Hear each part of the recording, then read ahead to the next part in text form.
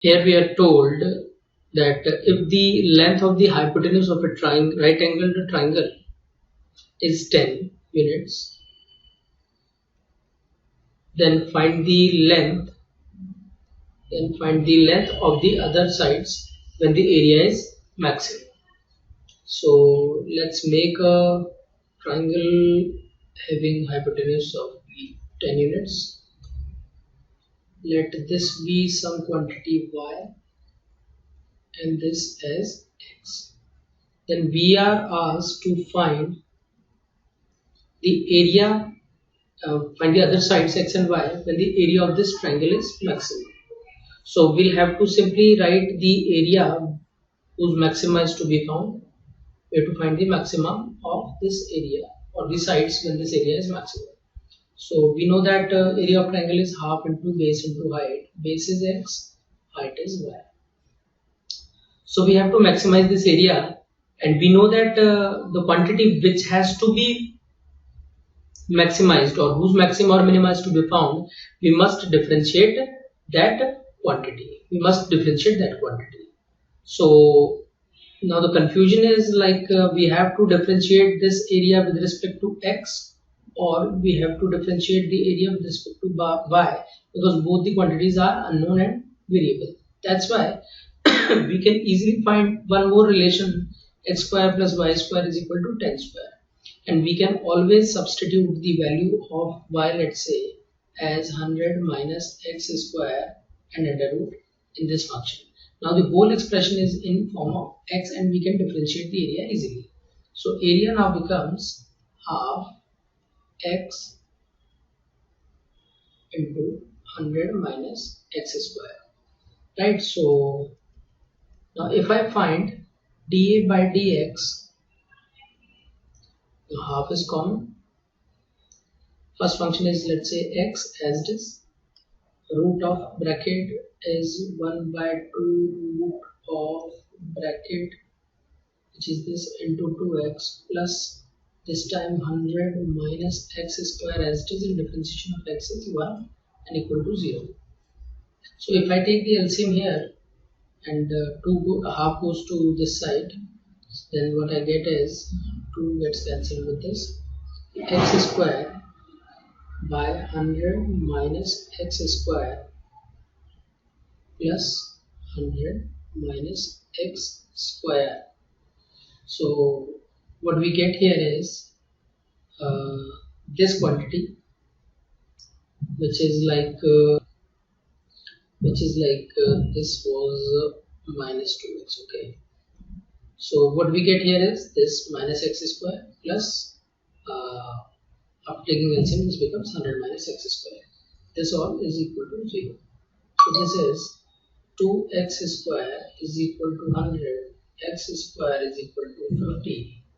So x is equal to root 50. And similarly, we can also find the value of y, which is 100 minus x square under root. So 100 minus 50 under root. So 50. So x is 50 and y is also 50. So that's the final answer. Now let's take one more example, which says a triangle has base 12 feet long and an altitude 8 feet high. So it should be somewhat like this. The base is 12 feet, like this, and the altitude, which is this, is sort of 8 feet height. Right, so we have to find the area of largest rectangle that can be inscribed in the triangle. We have to create a rectangle in this triangle so that the base of rectangle falls on base of triangle. So the base of rectangle, which is this, base of rectangle must fall on the base of this triangle, like this. Let's say this is the rectangle that we have to create, and we have to create the rectangle in such a way that its area is maximum, and base of rectangle coincides with the base of this triangle.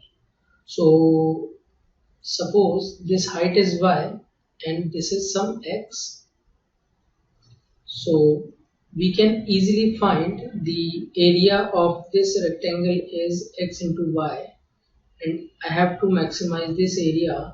So as I know that I have to differentiate this area with respect to x or with respect to y, but here both are variable. So as both are variable, I'll have to remove one, either x or either y. So for that, what I'll do is I'll use the property of triangles. Let's say this height will be 8 minus y. So if I use this triangle, then